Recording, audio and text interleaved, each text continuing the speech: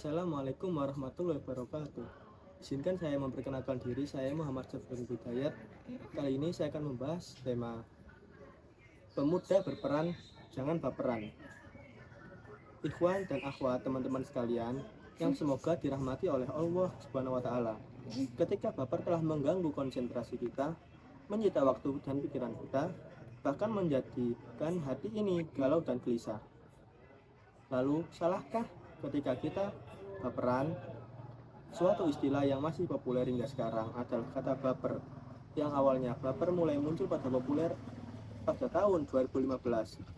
Baper, bawa perasaan. Istilah yang cukup membingungkan.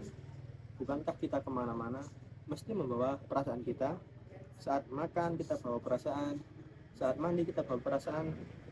Lalu, bukankah perasaan adalah fitrah? Dimanakah letak salahnya? Awal penggunaan kata baper pada awalnya, bahwa perasaan digunakan untuk menggambarkan seseorang yang sering galau, bimbang, hingga susah mengambil keputusan. Lalu kata baper tersendiri terdapat pergeseran makna, akan tetapi bahwa perasaan mengalami perubahan makna seiring berjalannya waktu.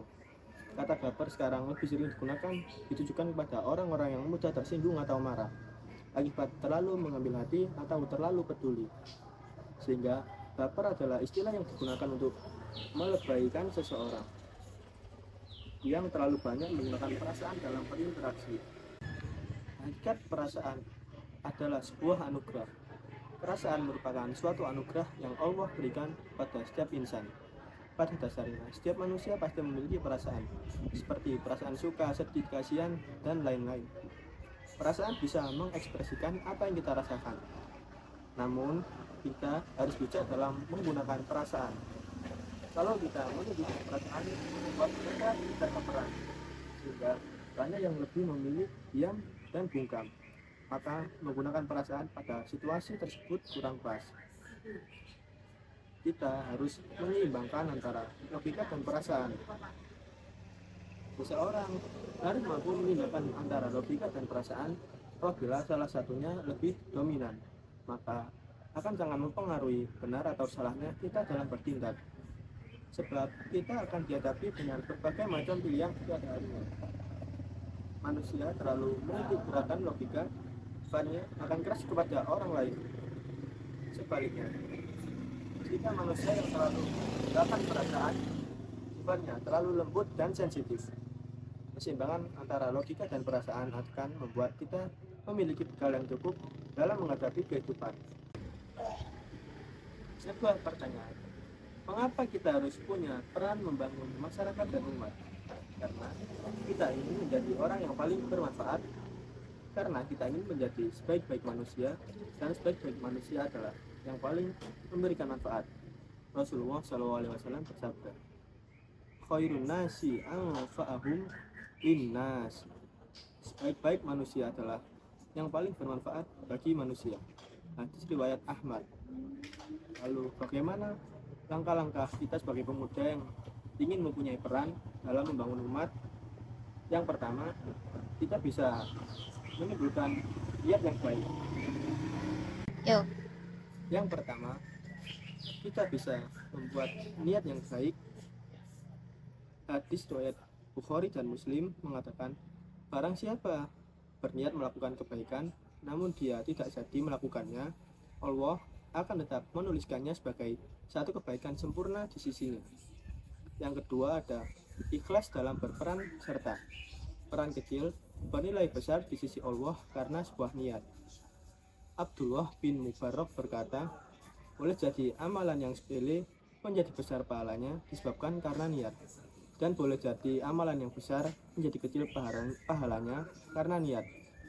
Yang ketiga, memulai dengan membangun diri sendiri.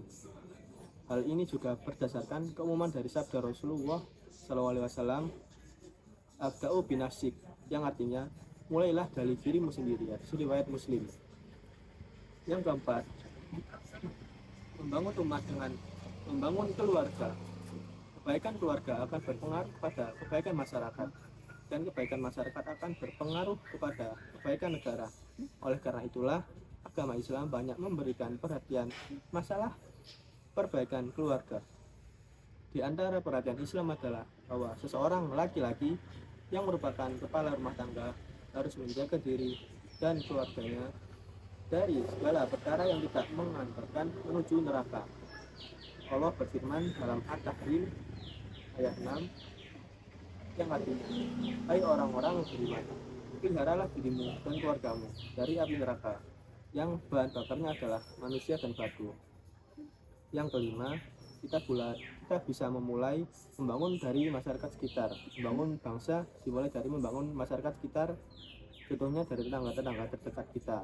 Yang keenam, memulai dengan hal yang kecil dan sederhana. Jangan meremehkan suatu hal yang kecil.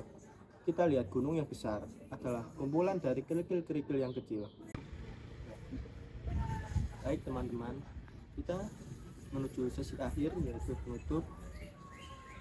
Perjuangan peran pemuda dalam membangun umat. Baiknya suatu bangsa dengan baiknya agama. Keberkahan suatu bangsa dengan keimanan dan ketakwaan penduduknya. Maka tugas seorang pemuda adalah mau belajar ilmu agama, berjiwa besar, dan memiliki cita-cita yang tinggi. Masa muda penuh harapan dan cita-cita. Masa muda adalah perjuangan. Masa muda adalah masa membangun masa depan yang cerah. Masa muda adalah masa yang mewarnai bukan diwarnai. Yang terakhir, masa muda adalah masa keemasan yang tidak akan kembali. Baik, sekian dari saya. Maafkan apabila ada salah kata. Sekian, assalamualaikum warahmatullahi wabarakatuh.